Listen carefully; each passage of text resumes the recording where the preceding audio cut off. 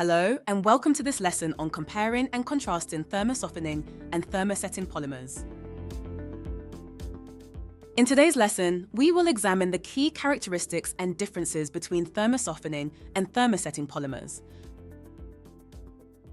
So far, we've learned that different polymers can be made from the same monomer by altering the production conditions. This lesson will build on this foundation by exploring further how different structures in polymers, influenced by production methods, lead to distinct properties and functionalities in thermosoftening and thermosetting polymers. This will help you appreciate how specific applications in industries rely on these material properties. Thermosoftening polymers, also known as thermoplastics, are composed of long, linear, or slightly branched polymer chains. These chains are held together by relatively weak intermolecular forces. When thermosoftening polymers are exposed to heat, these weak intermolecular forces break down. This allows the polymer chains to slide past each other, making the material melt and become moldable. Once heated, they can be reshaped, molded, or extruded into various forms. Upon cooling, the intermolecular forces are re-established, and the polymer solidifies again. This cycle of melting and solidifying can be repeated multiple times, making thermosoftening polymers suitable for recycling. Examples of thermosoftening polymers include PVC, Teflon, and polyethylene, which we explored in our last lesson.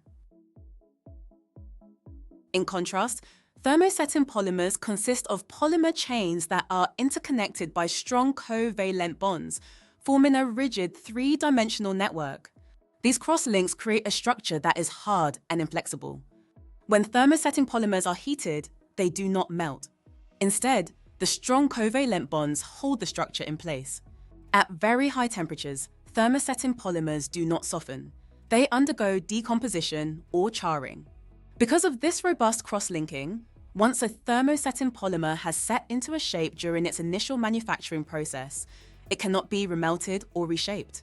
This permanent setting makes thermosetting polymers excellent for applications that require materials to maintain their shape and strength under high temperatures.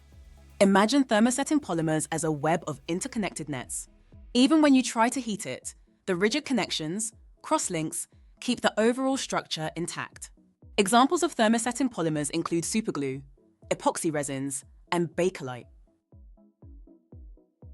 To summarize the differences, thermosoftening polymers can be repeatedly melted and reshaped upon heating, making them versatile and easy to recycle, whereas thermosetting polymers, once set, cannot be remelted or reshaped due to their strong covalent crosslinks that maintain their rigidity and shape.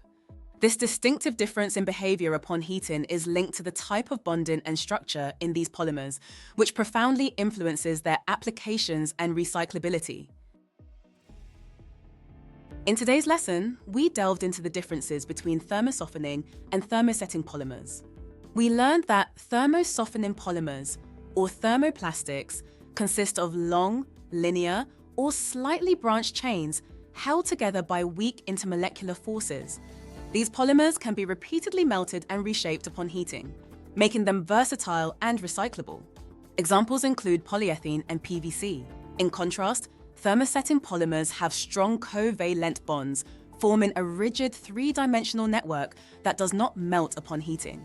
Instead, they maintain their shape and strength under high temperatures and cannot be remelted or reshaped once set. Examples include epoxy resins and bakelite. This fundamental difference in behavior is due to the distinct bonding and structure of these polymers, which profoundly influences their applications. Watch the rest of the GCSE chemistry course at Sophos Education